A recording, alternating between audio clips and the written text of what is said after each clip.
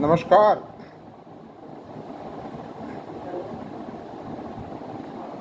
दी share market truth में आप सबका स्वागत है। सभी श्रोताओं का स्वागत है। मेरा भुवनेश अग्रवाल का आपसे नमस्कार।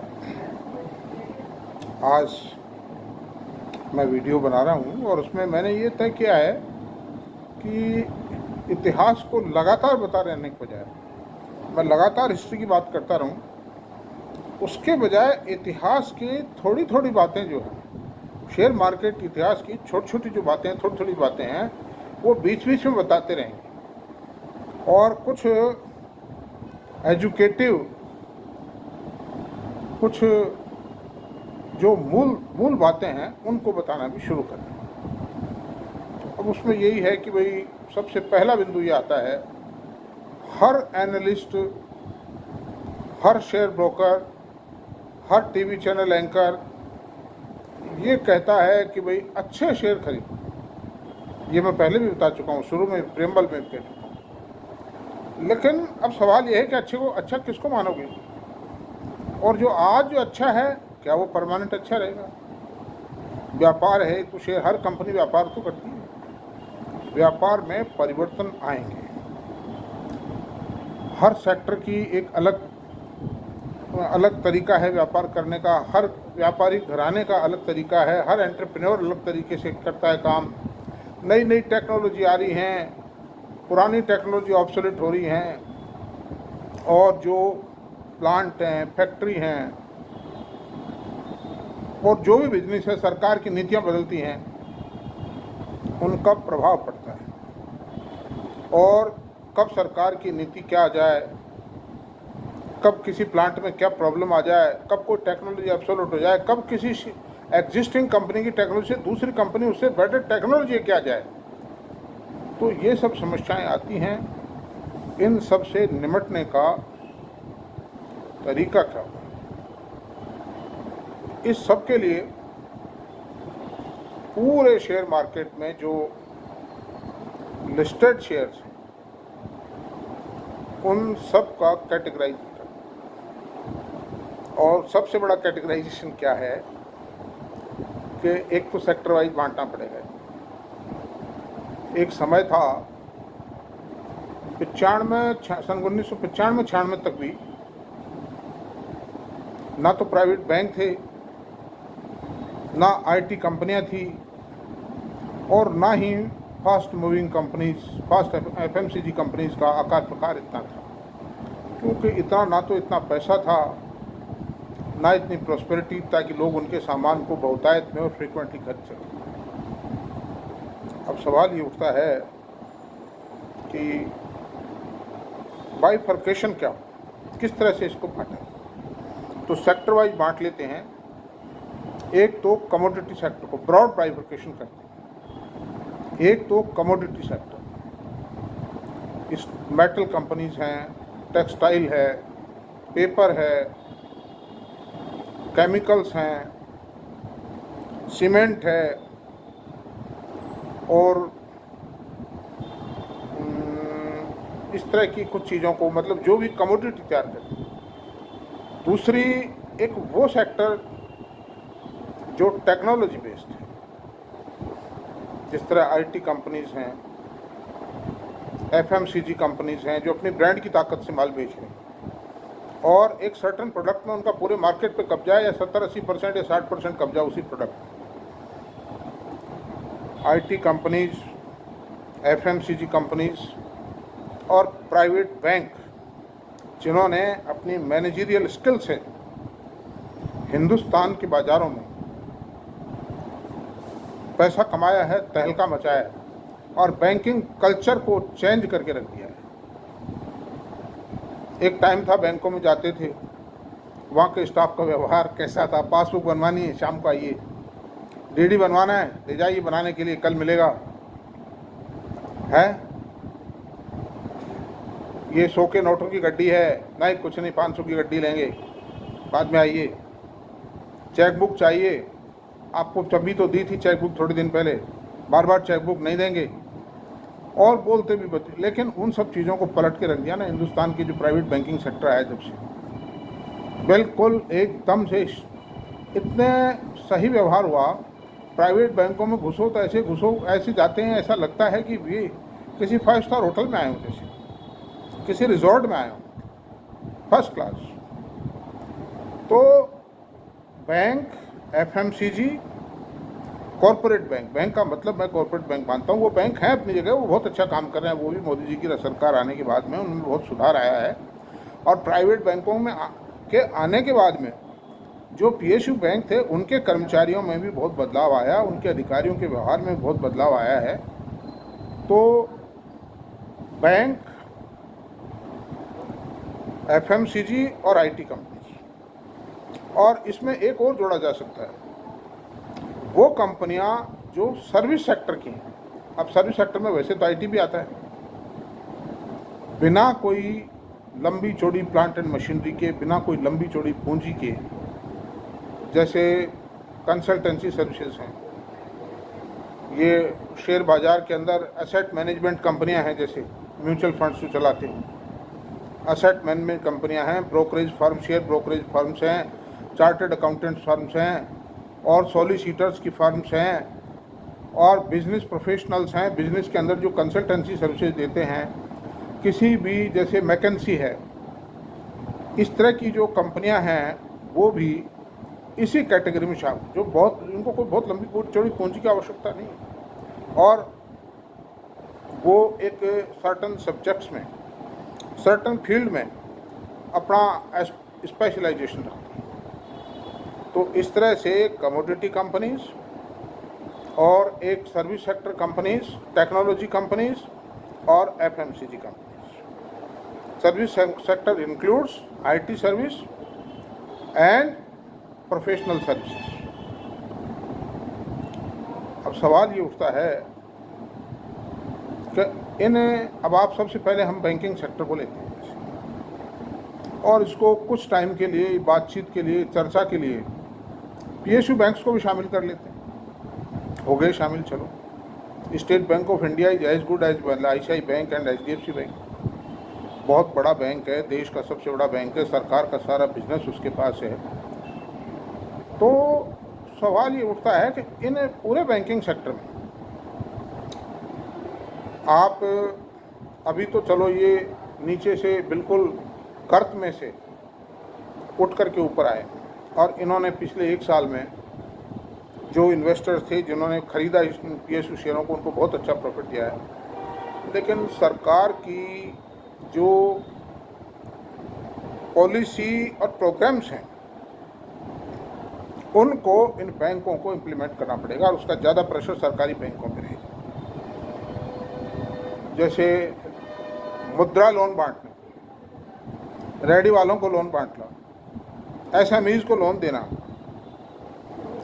तो सरकार अपने बैंकों को ये काम इंटरेस्ट करेगी, थोड़ा प्रेशर भी सरकारी बैंकों पे रहेगा। प्राइवेट बैंक जो है उन पे भी रहता तो है अब आजकल थोड़ा सा प्रेशर सरकार का, आरबीआई का, लेकिन फिर भी वो अप टू सक्सेस एक्सटेंट में कोई ना कोई रास्ता ऐसा निकाल लेते हैं जो इस प्रकार के रिस्की लोन देने से बच निकलते हैं। और वो देते भी हैं रिस्की लोन, तो बहुत सेफ तरीके से देते हैं, उसमें भी सेफ्टी को ध्यान में रखते हुए देते हैं। तो एचडीएफसी बैंक है, सबसे बड़ा ट्रैक रिकॉर्ड रहा। आईसीआई बैंक का ट्रैक रिकॉर्ड शानदार रहा, बीच में गड़बड़ हो गया था। ये जो बैंक है बढ़िया है, लेकिन मैं कोई रिकमेंडेशन नहीं दे रहा हूँ, मैं खाली स्ट्रेटेजी बता रहा हूँ।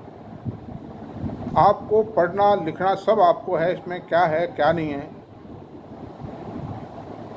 शेयर खरीदना नहीं खरीदना ये आपका आउट है, मेरी कोई रिकमेंडेशन नहीं, क्योंकि मैं तो बहुत बैंक बताऊंगा अभी आपको। एक्सिस बैंक था, टेक महिंद्रा, ये कोटक महिंद्रा बैंक था, इन सब बैंकों ने अच्छे रिटर्न दिए पिछले 20 सालों। इंडसइंड बैंक था, वो भी अब ठीक हो गया। अब बाद में कुछ जो माइक्रो फाइनेंस बैंक आए, स्मॉल फाइनेंस बैंक आए, ये बैंक जो थे ये पिछले 8-10 सालों में आए हैं बाज़ारों में। इनकी सफलता पर अभी भी प्रश्न चिन्ह है। एयू फाइनेंस बैंक ने जरूर ठीक ठाक किया था, बाकी सारे बैंकों की सफलता पर प्रश्न चिन्ह है। मैं कोई आलोचना नहीं कर रहा, मेरी कोई दुश्मनी नहीं इनसे, लेकिन अभी तक ये बैंक, उसका कारण है ये हायर रेट ऑफ इंटरेस्ट पर डिपॉजिट लेते हैं। हालांकि माइक्रो फाइनेंशियल लेते भी ऊंची रेट ही हैं, लेकिन फिर भी सारे लोन तो माइक्रो फाइनेंस में दे नहीं सकते, कुछ लोन तो और लोगों को भी रीजनेबल रेट पे भी देने पड़ेंगे, और इतना सारा लोन इनका बिक भी नहीं सकता। हाई रेट ऑफ इंटरेस्ट पे 22, 20, 22, 17, 18% की रेट पे सारा लोन नहीं बिक सकता। कुछ लोन तो इनको normal banking, normal financing rate पे देना ही देना पड़ेगा। इसलिए बैंकिंग सेक्टर में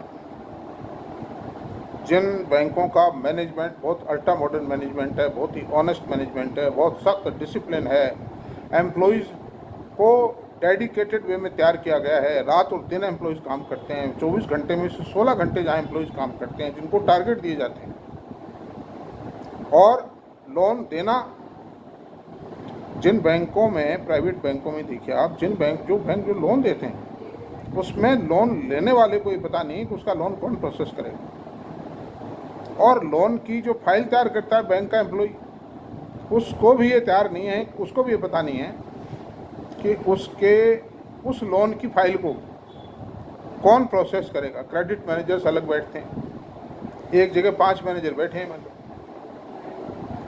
अब आप देखिए, मेघालय से चल के आई फाइल मान लो लोन की, वो कलकत्ता आई या आसाम आई, जहाँ भी उनका प्रोसेसिंग सेंटर है, जहाँ पर क्रेडिट मैनेजर बैठे हैं। अब उसमें से कौन सा क्रेडिट मैनेजर करेगा उसको प्रोसेस, वो उसको इन्फ्लुएंस नहीं कर सकता, और उस क्रेडिट मैनेजर का भी कॉन्टैक्ट लोन लेने वाले से नहीं हो सकता, और ये जो बैंक एम्प्लॉय जो परस्यू कर रहा है उससे भी नहीं हो सकता। वहाँ बहुत सख्त नॉर्म्स हैं।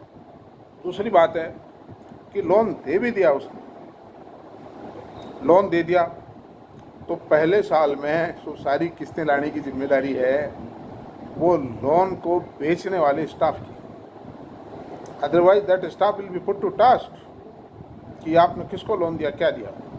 दूसरी बात है, जो लोन के डॉक्यूमेंट्स हैं उससे लिए जाते हैं, उन डॉक्यूमेंट्स को क्रेडिट मैनेजर है, बैंक की ब्रांच मैनेजर्स हैं, जो मीडियम जो डीएसए कहते हैं जिसको, वो है, जो सेल्स मैनेजर्स हैं, वो भी सब चेक करते हैं। और उसके बाद में एक एजेंसी और हायर कर रखी है इन बैंकों ने, जो उन डॉक्यूमेंट्स की जेन्युइननेस को साइंटिफिक वे में चेक करती है, वेरीफाई करती है ओरिजिनल सरकारी रिकॉर्ड से, और वो बताती है। और मैंने ये तक सुना है कि कई लोन सैंक्शन हो गई, डिस्बर्समेंट के लिए दे दिया गया कि भाई डिस्पर्स कर दो, उसी समय टेलीफोन आता है कि इस लोन को रोक दो, इसको डिस्पर्स नहीं करना है, गड़बड़ है इसमें। तो ऐसे जो बैंक हैं, ये बैंक शेयर होल्डर्स को रिवार्ड देंगे, आगे देंगे, पीछे देंगे, ऊंचाई नीचाई चलती रहती है। बहुत फेयर एंड डिसिप्लिन वर्किंग है। प्राइवेट बैंकों में जो चोटी के बैंक है, मैं नाम लेता ही नहीं हूँ इसीलिए किसी का भी, चोटी के जो बैंक है उनका जो एनपीए 0.30, 0.40, जबकि फंडिंग कर रखी है 15 लाख की, 20 लाख रुपए की, 12 लाख रुपए की फंडिंग कर रखी है उन्होंने। और सरकारी बैंकों के एनपीए 2-2, 4-4%। इसी प्रकार से हम एक सेक्टर को भी भूल गए जो फाइनेंस सेक्टर है, non banking finance companies. Non banking finance companies में भी कुछ ऐसे भी मैनेजमेंट हैं जो बाज़ारों में शेयर लेके आए, आईपीओ लिस्ट करवाया, साल 2 साल 4 साल चले और डूब डाब करके खुद भी डूबे, शेयर होल्डर्स को भी डुबाया, बैंकों से जिनसे फंडिंग ली थी उनको भी डुबाया, सब बर्बाद हुआ के चले। और कुछ ऐसे बैंक, कुछ ऐसी एनबीएफसी थी जिन्होंने हिंदुस्तान के बाज़ारों के अंदर डंके गाड़े और उन्होंने अपने शेयर होल्डर्स को निहाल कर दिया, एम्प्लॉयज़ को निहाल कर दिया। ये आप सब जान जाइए, मतलब कौन सी टॉप फाइनेंस कंपनीज आप देख लीजिए, moneycontrol.com पर देख लीजिए, या स्क्रीनर एक साइट है, बहुत अच्छी साइट है स्क्रीनर की, वहाँ सारे डेटा अवेलेबल है। आप उस पर सेक्टर वाइज स्टडी कर सकते हो, ग्रुप वाइज स्टडी कर सकते हो, 10 साल के डाटा अवेलेबल हैं, अप्स एंड डाउन कंप्लीट सब कुछ देख सकते हो आप। moneycontrol.com भी बहुत अच्छा है, उस पर भी सब कुछ अवेलेबल है, उस पर 5 साल के हैं, उससे ज़्यादा भी रखे। तो अब सवाल ये है कि सिलेक्शन तो आपको करना है। देखिए न, ये सारी बातें आप देखिए, कौन सा बैंक कितने रेट पे डिपॉजिट ले रहा है। अच्छा, फिर कासा रेशो, सबसे महत्वपूर्ण जो HDFC बैंक बढ़ा, वो सबसे आगे क्यों बढ़ा? जो आदित्य पुरी साहब थे, वो सिटी बैंक के सिंगापुर के कंट्री हेड थे, और दीपक पारिक जो थे, दीपक पारिक साहब जो थे, वो HDFC लिमिटेड के यहाँ पर चेयरमैन थे। अब चूंकि सिटी बैंक ही इसका प्रमोटर था, HDFC बैंक का लिमिटेड का, तो अब सवाल ये कि HDFC बैंक बना तो HDFC बैंक को MD कौन बने, सवाल ये था। जो दीपक पारिक थे वो बहुत ईमानदार थे, बहुत काबिल आदमी थे, उन्होंने काफ़ी विचार विमर्श किया, वो सिटी बैंक से भी क्या होगा भाई, किसको बनाएं, तो आदित्य पुरी साहब को उसका MD बना दिया। सबसे काबिल आदमी था, वो बहुत काबिल था और उसने बहुत मेहनत की। और वो कहते थे आदित्य पुरी साहब कि जिस बॉम्बे में जिस कमरे में बैठता था, उसमें एक मेरे पास कंप्यूटर था और एक मोबाइल ज़रूर था और लैंडलाइन टेलीफोन था, एक कुर्सी और टेबल थी और कुछ नहीं था मेरे पास शुरू में। और वो तार भी, जो टेलीफोन का जो तार था, लैंडलाइन का, कंप्यूटर का, उस तार को भी चूहे काट जाते थे रात में। लेकिन उस आदमी ने हिंदुस्तान के अंदर प्राइवेट बैंकिंग से, भाई मैं सिफारिश नहीं, मैं कोई रिकमेंडेशन नहीं है, मैं ये नहीं कह रहा हूँ खरीद लेना चाहता हूँ, कहीं कल जाकर कल खरीद लो आप लोग, मैं क्षमा चाहूँगा, इससे कोई रिकमेंडेशन नहीं है। मैं आपको एक हिस्ट्री बता रहा हूँ अभी तक, मैं भविष्य नहीं बता रहा हूँ। भविष्य में क्या होगा मुझे कुछ भी बताएं प्लीज़, थोड़ा सा बस इतने मेरे को क्षमा कर देना कि आप खरीद भी लो तो अपने हिसाब से खरीदिए, मुझे मत कहना कि ये डूब गया तिर गया। तो मेरी आपसे प्रार्थना है कि आप स्टडी करें। आप नौकरी कर रहे हैं, कुछ भी कर रहे हैं, कोई जॉब कर रहे हैं, कोई व्यापार कर रहे हैं, कोई कंसल्टेंसी सर्विसेज है, आप चार्टर्ड अकाउंटेंट हैं, आप कोई मतलब एडवोकेट हैं, आप डॉक्टर हैं, जो भी हैं, बहुत अच्छी बात है, आप करिए, बहुत अच्छी तन्मयता से करिए पढ़ाई। आप स्टूडेंट हैं तो पढ़ाई कीजिए, केवल मात्र एक आधी घंटा मेरे कहने से स्क्रीनर या moneycontrol.com पे आप दे दिया करो, और एक ये जो गूगल वगैरह पे न्यूज़ आती हैं वो पढ़ लो, moneycontrol.com पे न्यूज़ आती है वो पढ़ लो, और डाटा एनालिसिस कीजिए, सबसे बड़ी बात ये है, और एक प्रोडक्ट की स्टडी कीजिए। अब चलो बैंकिंग, NBFC के अंदर सक्सेस हुई, कंपनियां कैसी हुई, उन्होंने बहुत ज़्यादा इकोनॉमिक वे के अंदर अपना मैनेजमेंट को संभाला और ऐसा इंतज़ाम किया कि कॉस्ट ऑफ मैनेजमेंट कम आवे, सेलिंग डिस्ट्रीब्यूशन लोन की कॉस्ट कम आवे, और सस्ते लोन मिलें। सस्ते किनको मिलेंगे? जो सॉल्वेंट कंपनियां होंगी उनको मिलेंगे, उनकी जो रेपुटेशन ज़बरदस्त होगी, उन कंपनियों को बैंक बहुत रीजनेबल रेट पे देंगे। तो सवाल ये थी, Bajaj finance, Cholamandalam, Sundaram, Shriram city union finance, Shriram city finance, ये जो कुछ कंपनियां ये क्यों पनपी कि ये बहुत पुराने घराने थे और बड़े इनकी एक रेपुटेशन थी, इन्होंने बड़े सैद्धांतिक तरीके से, बड़े जमकर के, बहुत शांतिपूर्ण तरीके से काम किया और देते रहे, लोन वसूल होते रहे, नए नए प्रोडक्ट लाते रहे, मार्केट में इनका सेलिंग और डिस्ट्रीब्यूशन नेटवर्क था, इन्होंने पूंजी भी लगाई उसमें, जगह जगह अपने ऑफिसेज खोले, नए नए डाटा। एक कंपनी है बजाज फाइनेंस है, उसका डाटा बैंक बहुत ज़बरदस्त है, मतलब ये फुल्ली फिनटेक कंपनी, और अभी एक आध कंपनियां और भी आई हैं। अब वही बात है कि नाम लेने में थोड़ी बड़ी रिस्क हो जाती है, रिकमेंडेशन मान ले कोई मतलब कल को। तो सवाल ये है कि वो जो कंपनियां साइंटिफिक मैनेजमेंट को अडॉप्ट करेंगी और जिनका स्टाफ बहुत ईमानदार होगा, डेडिकेटेड होगा, जिनका ट्रैक रिकॉर्ड बहुत बढ़िया है, धीरे धीरे अपने ट्रैक पर चल रही हैं, प्रोग्रेस करेंगी, उन कंपनियों में की और आपको स्टडी करके ध्यान देना। खरीदना मत खरीदो, बहुत तसल्ली से, बहुत देखभाल के खरीदिए, बहुत सोच समझ के, और कोई ना कोई आप ऐसा ग्रुप भी बना लें 2-4 फ्रेंड्स का कि वो कोई कुछ पढ़ेगा, कोई कुछ पढ़ेगा, कोई कुछ कहेगा, आपस में डिस्कस करें। संडे के दिन, छुट्टी के दिन चाय के बहाने बैठिए, घंटे आधे घंटे गपशप लड़ाइए, शेयर बाज़ार पे भी चर्चा कर लीजिए। मैं आपसे बता रहा हूँ, हिंदुस्तान के जितने भी, जैसे IIT मद्रास है, IIT जोधपुर है, जोधपुर इंजीनियरिंग कॉलेज है, राजस्थान यूनिवर्सिटी है, बैंकों के जो रिटायर्ड अफसर्स हैं उनके भी क्लब बने हुए हैं और वो भी इन्वेस्टमेंट के विषयों पे चर्चा करते हैं। वो एक अलग बात है कि वो सही डिसीजन ले पाते हैं, गलत ले पाते हैं, वो एक अलग बात। तो आप लोग भी ऐसा करें, चर्चा करें, बातचीत करें आराम से, है या नहीं, ये बात है। इसलिए तो बैंकिंग सेक्टर में क्या है कि, और जो सरकारी बैंक है ना, उनमें सबसे बड़ी बात ये है कि बहुत से लोन तो मैनेजर ही सैंक्शन कर देता है। तो लेने वाले को पता है, देने वाले को पता है, वहाँ कुछ भी हो सकता है।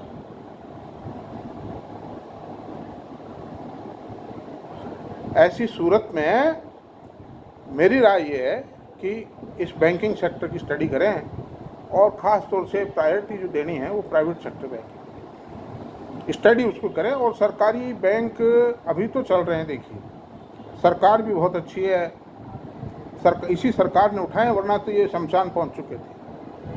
इनको चिता पर से उठा के लाए मोदी। ये सरकार इतना हमें तो भरोसा नहीं था कैसा हो पाएगा, लेकिन मुर्दे को जिंदा किया गया है। ये बहुत बड़ी बात है। 20 लाख करोड़ रुपए के जो लोन थे वो डूब चुके थे। उनमें से बहुत कुछ लोन्स को वसूल किया है, बहुत कुछ को राइट ऑफ किया है, कुछ और वसूल हो जाएंगे और बैंकों को प्रॉफिट मिला दिया, बहुत अच्छे प्रॉफिट मिला दिया। लेकिन एफिशिएंसी का फ़र्क देखिए सरकारी और प्राइवेट में हमेशा है, उसको मिटाया नहीं जा सकता। प्राइवेट एंटरप्रेन्योर चीज़ जान लड़ा देता है, मतलब है कि नहीं, मरने को तैयार है, वो कुछ भी करने को तैयार है, best of the best employ लाता है। अब पुना वाला फिनकॉर्प है जैसे, उस पर अरे भाई थोड़ा सा विवाद में करें, थोड़ा सा आप देखिए पुना वाला फिनकॉर्प है, वो रिकमेंडेशन नहीं है आप, ये मैं सब एक उदाहरण के तौर पर दे रहा हूँ, मैं आता हूँ 1 मिनट।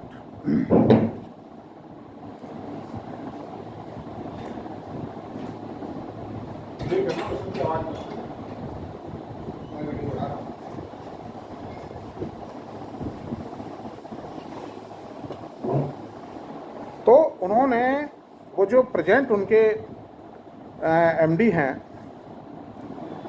वो भी बहुत एफिशिएंट हैं और बड़ा मतलब वो अच्छा कर रहे थे, बड़ी ग्रोथ भी आ रही थी उस कंपनी में। उन्होंने उठाया, उन्होंने एक कंपनी खरीदी थी पूना वाला ने, और उसको खरीद करके उन्होंने उठाया। ये जो 37-38 साल की एज में उस आदमी ने बहुत अच्छा काम किया, लेकिन मैनेजमेंट को कुछ ऐसा जमा कि कुछ और अच्छा करें। 40-45% की ग्रोथ थी, मतलब उसमें पूना वाला 45% ग्रोथ माने रखते। हालांकि छोटा बेस है, अभी अर्ली स्टेज भी है, छोटा बेस भी है। तो उन्होंने मैनेजमेंट आप देखिए कितना मतलब विजिलेंट होता है प्राइवेट सेक्टर। HDFC बैंक में एक मिस्टर अरविंद कपिल है, वो ग्रुप हेड थे रिटेल लोन्स के, उनको वो लेके आ रहे पूना वाला जोन में, वो ज्वाइन करेंगे मतलब। और वो इतना एफिशिएंट आदमी है अरविंद कपिल, वो बिजनेस को तिगना चौगना बहुत तेज गति से बढ़ाते हैं। He is highly dedicated, highly laborious man. तो प्राइवेट सेक्टर में क्या है, आदमी बदल जाते हैं। अब सरकार के अंदर तो देखिए सीनियरिटी से कोई सब MD बन गया, वो तो रिटायर होगा जब होगा, वो कुछ भी करे चाहे ना करे। तो आज मेरे ख्याल से इतना रहने देते हैं, 22 मिनट हो गए, 23 मिनट काफ़ी हैं, और धीरे धीरे ही चलेंगे अपन ताकि आपकी समझ में आता रहे। और अभी बैंकिंग फाइनेंस सेक्टर पर भी जो चर्चा कर रहे हैं वो अभी पूरी नहीं हुई है, इसमें बहुत बातें बाकी हैं, क्योंकि बात बतानी तो पूरी बतानी मतलब। तो ठीक है, आप इतना ही रहने देते हैं, कल मिलते हैं आपको। So many thanks to you.